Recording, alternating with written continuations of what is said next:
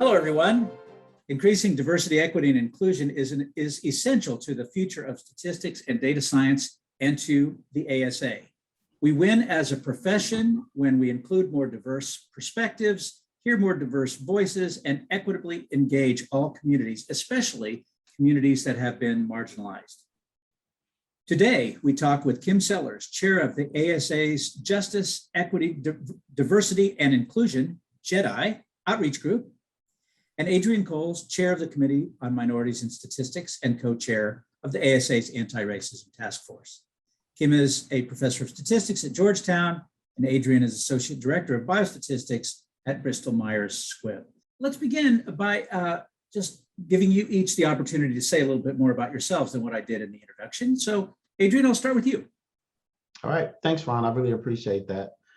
So as Ron just mentioned, I serve actively with the Committee on Minorities and Statistics and the Anti-Racism Task Force within the American Statistical Association.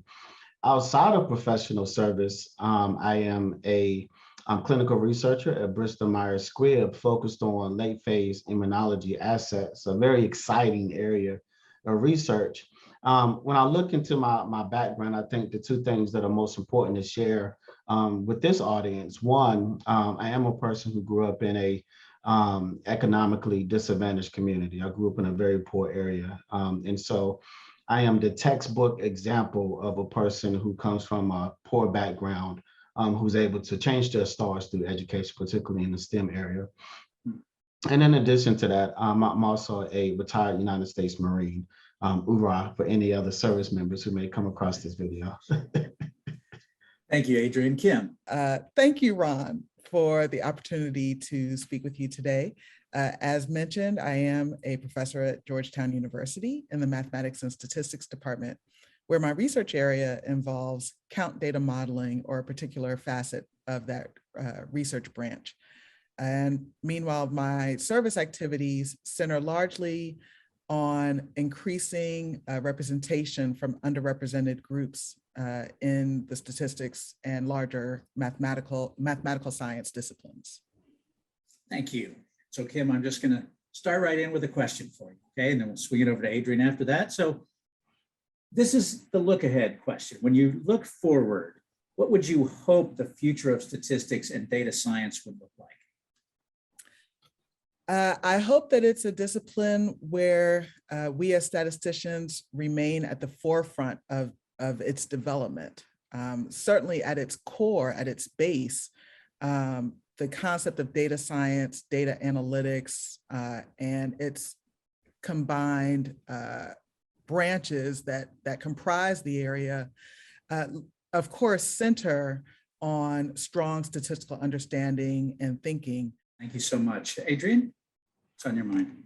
Yeah, so Ron, I think that's a very good question. I think the first thing that comes to mind for me is the acknowledgement or the awareness that statistics is really part of the engine that drives the decision-making across our society. You can look across various sectors, you can look across various institutions that are very important and critical within our society. And typically at the heart of those, you see some type of quantitative thinking that is rooted in statistical sciences. And understanding that as a statistician, understanding the value of having a representative sample, it's my hope that the future of our discipline is one where many of our statisticians come to understand the value of diversity, equity, and inclusion. So again, so my hope for our discipline is that as we move into the future, that we will be a leader in this space, that we will embrace the value of justice, equity, diversity, and inclusion, and really work hard to create a culture within our discipline where this is a value that stands out to people who are looking from the outside in. Thank you. So let's follow up with both of you in whatever order you'd like to take this on just what you were saying. So you've outlined where you'd like us to be. Where do you see that we are today, and what are sort of some of the major steps you're thinking about to get from here to there? You want to start it off, Adrian? Sure, I'll jump right in. I think that's a very good question, right? I mean, I think it's one thing to have vision and to think about where we should be in the future, but wow, how do we get there?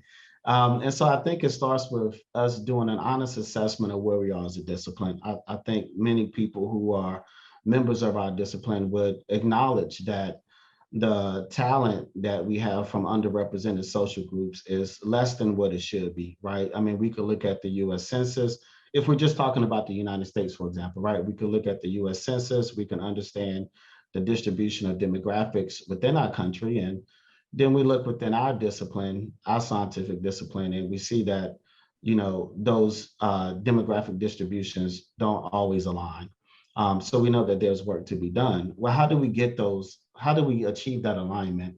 I really think we have to start thinking about engaging members of our society at a younger age. We really have to get in front of students when they're younger to help them understand the value of statistics. We have to help them understand the pathways that they can take to enter into this space. In some instances, we might even have to help them overcome some social and mental hurdles that are, associated with various scientific fields, right? But I do think we need to get in front of these students at a younger age, make sure that we are intentional about seeking out diverse talent at a young age. For example, there was a time in my life where I used to tutor at Huntington Learning Center, really great organization and institution. But one of the things I learned during that experience was that most of my students there were not members of disadvantaged or marginalized communities. In many instances, students who are in those communities don't have the additional resources to pay for that supplemental education. But then those are the students who tend to perform well on the math portion of the SAT. And then as you continue to think about standardized testing and gaining access to top programs that train statisticians, there's a segment of our population that is left behind because in some instances, they don't have the resource to keep up with some of their counterparts at a young age. So how can we come in at an earlier time point and engage and be very intentional about diversifying the candidate pool for those folks who could grow and could become a part of our field in the future? Thanks, Adrian. Yes. Kim, what's your assessment of where we are and how we get to where you'd like us to be? That's a great question, Ron. And I think in order to answer that question, you have to offer some measure of context with regard to where we are today. Certainly 2020 was a watershed moment in our society. It brought to light many of the disparities and inequities that exist in our society as a whole. And thus, I think as a STEM organization, I applaud the American Statistical Association for taking a good hard look at where we are as an organization and how we can move forward. For example, again, from a societal perspective, we recognize the health disparities issues that exist, for example, because of COVID. And also there was more attention brought to matters of bias, say, for example, that come through in algorithmic fairness issues or machine learning and data science disciplines. So to that end, how can we move forward? I think we're already starting to address these issues now, certainly through the establishment of the JEDI Outreach Group and the Anti-Racism Task Force. These are good first steps. And of course, both of our organizations are working to establish strategic plans for the ASA and the broader community to try and address or minimize and reduce any sorts of issues that are counter to justice, equity, diversity, and inclusion. Thanks. So people are hearing this and nodding their heads like I am, and they probably want to know what they can do. So what are your thoughts on ways that people listening to this, ASA members or others, can join in this effort? Kim, you just talked about the JEDI Outreach Group. Maybe you want to say a bit about that and maybe other ideas that you have about ways to take part. Sure. So the JEDI Outreach Group is working largely as, if you will, a grassroots organization from the ground up. Obviously, with such an over-encompassing goal to address all matters of justice, equity, diversity, and inclusion,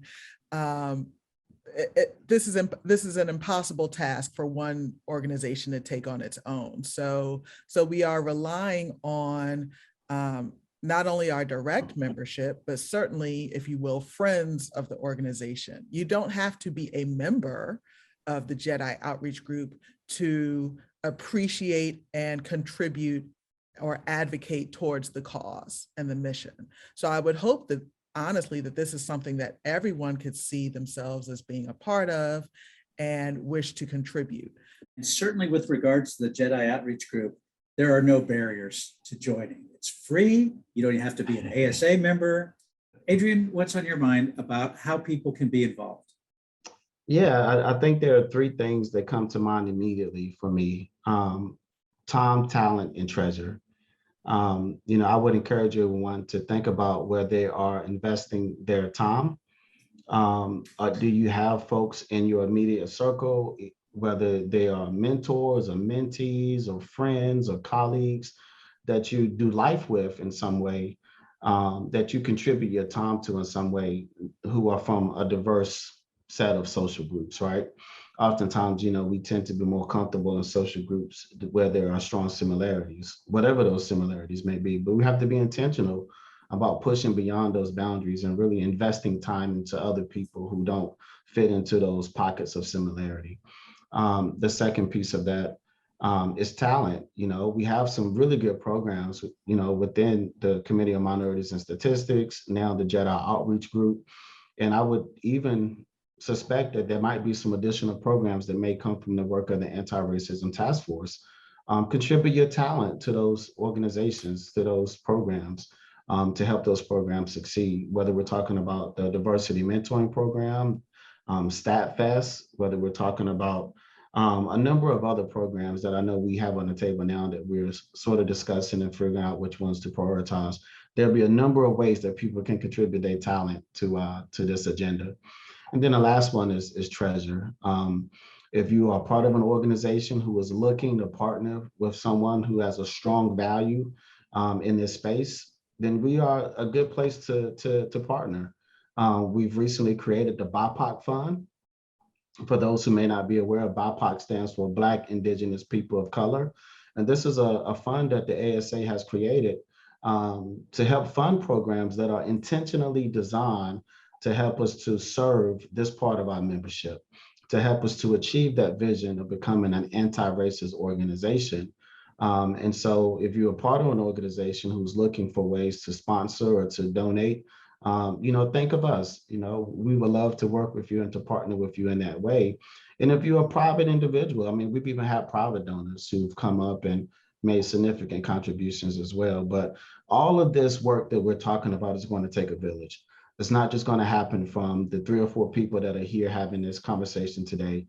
We need everyone to show up. We need everyone to be willing to put their hand to the plow in some way. And in doing so, it's going to help to advance the organization towards that future vision we talked about earlier. So there's a call to action there. First of all, if you're not an ASA member, join. That's a good idea.